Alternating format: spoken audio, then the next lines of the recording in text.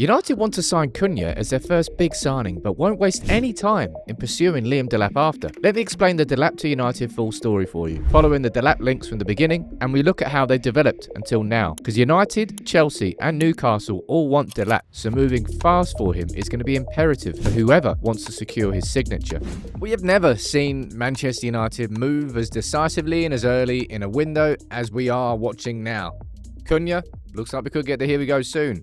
And then it's going to be Delap, who they go after next. So I'm going to run through the full story of Liam Delap, covering all season long, how the rumours have developed, who wants him, what's been said and when, and then we'll have a little brief discussion about Liam Delap and where he would fit in and whether he'd be the right striker. And you can let me know in the comments.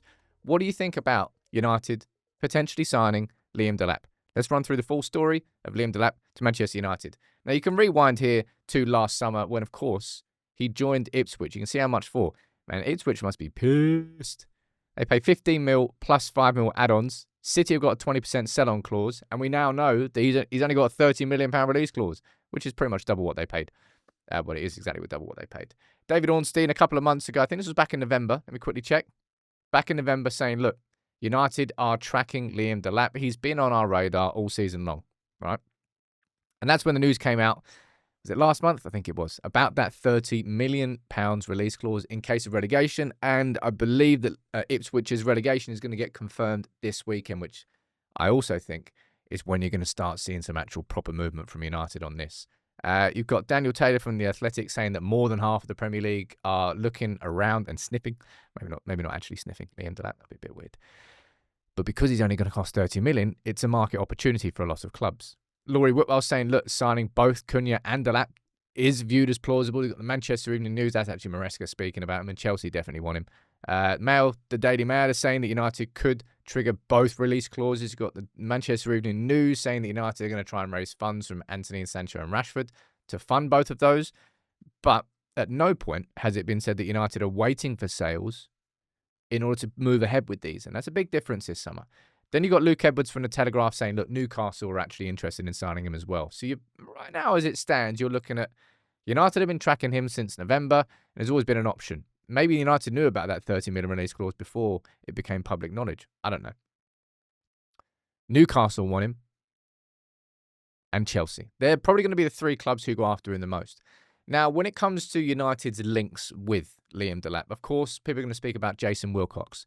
He was City's academy director, I believe, when Liam Delap was there. Now, I've seen some people suggesting that Jason Wilcox was in charge at Southampton when Southampton tried to buy Liam Delap. No, they put their bid in, I think, in July in 2022. Jason Wilcox didn't join until January 2023. It's not hard to just 10 seconds of research and you find that out. But that's not how social media works. Maresca, I believe he was in charge of... Was he the manager of the... No, he was Pep's number 2 when Delap was coming through. So I think he may have managed him at academy level. So Chelsea have got direct links with him in the same way that United have got direct links with him. I don't really know if Newcastle have any. And this is what David Ornstein has said on the Delap situation. He said, look, he is going to be making the decision before the under-21s Euros. And that is about the 2nd to 3rd week of June. I think it's the 2nd week of June. So that's the sort of deadline for Liam Delap to sort of make his decision. But the full story there, as I've explained, is United have been looking at him not just right now, towards the tail end of last year. He was on the radar. Maybe we knew about the $30 million release clause. Maybe we didn't. But he's only gone on to continue impressing. Now, a lot of United fans look at Liam Delap and are underwhelmed, disappointed. Because how is Liam Delap going to be the solution to Rasmus Højlund's goal-scoring problems?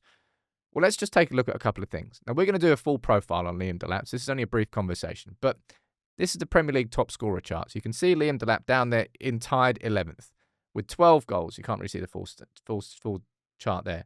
20% conversion rate. So he's got a 1 in 5. You can see all the conversion rates. If you're in and around the 20%, you're normal. And by the way, Chris Wood's on 35%. What a standout anomaly that is. Chris Wood is having the season of his life. 19 goals he scored from 54 shots. What? Never doing that again. But Liam Delap is down there with 12 goals. And you know what? I've been thinking about this, right? Do you know how many goals United have scored in the league this year? I hate to do this to you. 38. That's how many we've scored. And I think if United were to sign both of these two players, you're looking at 30 goals. Right there. You're looking at 30 goals between them. And when I was looking at United's summer transfer window activity and what I think we should do and who we should sign, Liam Delap wasn't my top choice. I wanted us to sign an experienced striker. But what it looks like United are aiming on doing, maybe they won't do it, but this is the plan right now, is bring the experience in Cunha, and therefore there's a little bit more of a calculated gamble and a risk on Liam Delap, who, of course, is only 22. He's got to develop, years to develop. But he has had a very impressive first season in the league, scoring 12 goals in the Premier League in a relegated Ipswich team. And those two combined should bring 30 goals to United next season in the league. The difference that would make straight away. Now, just a quick look at some stats here around Liam Delap. I've watched Liam Delap quite a few times, and I'm sure you have as well. He's a bit of a nuisance of a centre forward. He definitely uses his body far better than Rasmus Højlund does and gets himself about. This is an interesting chart here. Down here, you see the progressive action rate. The further along you are, the more progressive you are as a striker, and dribbles per 100 touches. The higher up you are, the more dribbles you have per 100 touches. That's how it works. Liam Delap, by far and away, is one of the best ball-carrying, dribbling centre forwards. So in terms of actually bringing the ball forward, you can see here, progressive action rate, progressive carries, offensive duels. He's second. This is versus all other Premier League strikers. Accelerations, how many times he bursts forward with the ball. Duels won. No one's won more duels in the league than him. And that's been one of the biggest frustrations that we've had with Højlund, just getting the ball and winning your duel and bringing others into play. Liam Delap has, I think, a really strong set of fundamentals. Is he...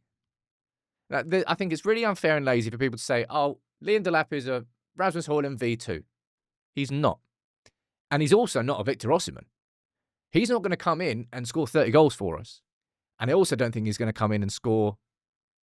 I don't know how many he scored in the league, actually, Rasmus Højlund. Even on that chart. Did it go that low? Well, he hasn't scored 9. I think he scored 8 goals in all competitions, actually, this season. But Liam Delap, for me, partly, and this is a big part of it, right? I'll go back to this one here. It's a market opportunity. For whoever buys him, whether it's United, whether it's Chelsea, whether it's Newcastle, £30 million for a 22-year-old who's already got a season in the Premier League and has scored 12 goals in a relegated Ipswich team, yeah, there's potential there. There's fundamentals there. Will he score 30 goals for you? Not next season, but maybe in a couple of seasons' time, and he keeps getting better. And if you sign someone like Cunha and you spread the goals around, that might be the smart play.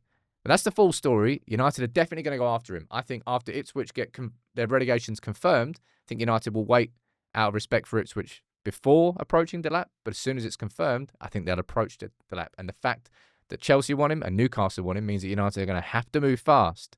That's what we did with Cunha. I think we're going to do the same thing with Delap. Let me know what you think in the comments.